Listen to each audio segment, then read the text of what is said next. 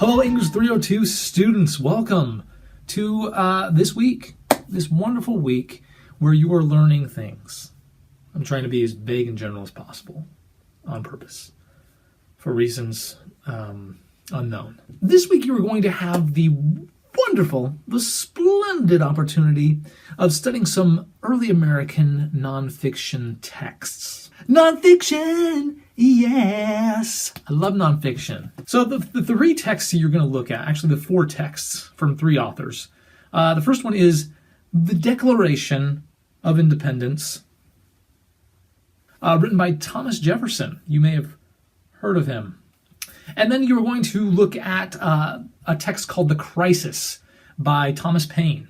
And then, of course, you are going to read Benjamin Franklin, The Autobiography, and Poor Richard's Almanac. Now, your lesson will explain kind of the background behind these texts, and I'm sure you can probably identify why the Declaration of Independence might be a little bit important. But you're going to get some information and insight on the other texts, Poor Richard Almanac, Benjamin Franklin's Autobiography, and The Crisis by Thomas Paine. Why those texts are important, why we're studying them almost 250 years after they were written.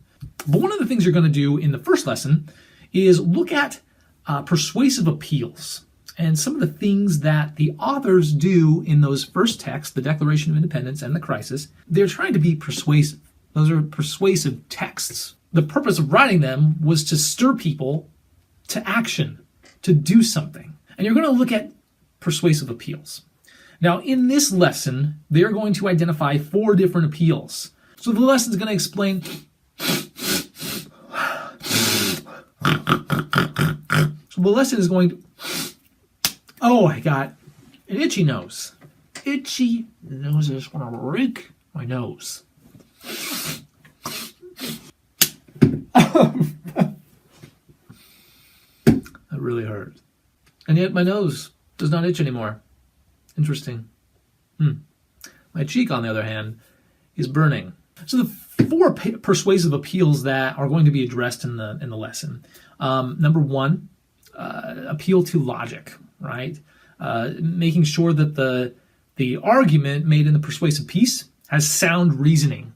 It makes sense. Next, there is the appeal to the emotions, right? We see a lot of this today in commercials, advertising, where people are appealing mostly to the emotions, right? Have you ever seen a commercial that made absolutely no sense in regards to the product that it was trying to sell?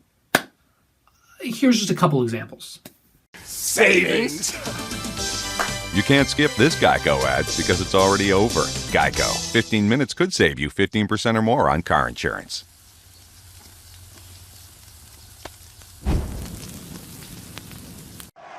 Still a chance here. It's Willingham. Into the box. Willingham shoots. Goal! That was magic. This is history in the making. Sweet dreams. Nighty night. Willingham tucks it in and puts the championship to bed. No one ever saw this coming. As long as soccer players celebrate with a slide, you can count on Geico saving folks money.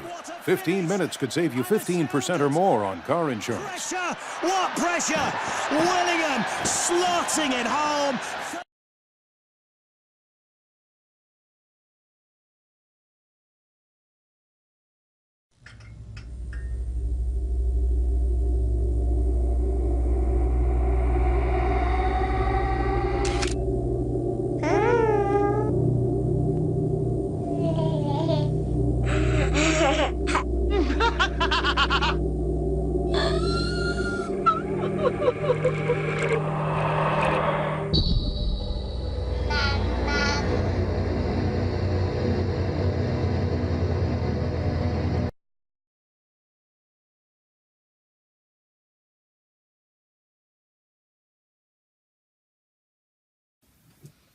Now, in all those cases, really there's no explanation. There's no reasoning behind why you should buy those products. So that would be an example of an appeal to emotion, where maybe they are inciting you to feel anger or frustration in a current situation. Maybe they are trying to get you to feel courageous and patriotic. Maybe they're trying to make you feel lighthearted and they make you laugh. Those are appeals to emotion.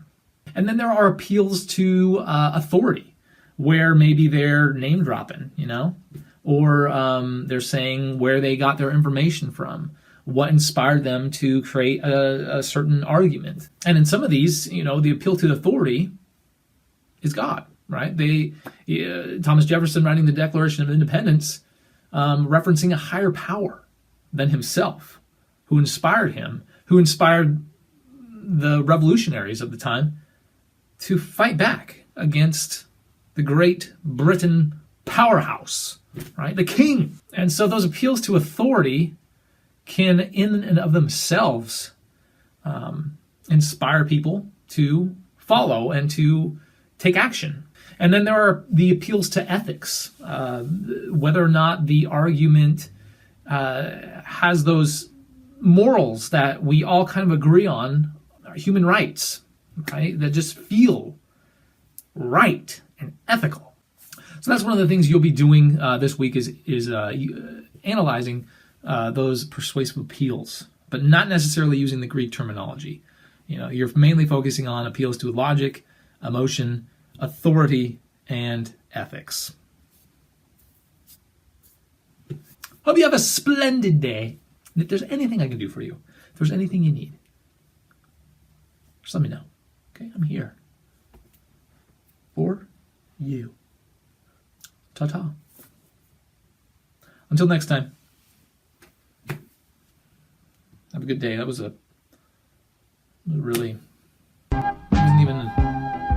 was not good. It wasn't a good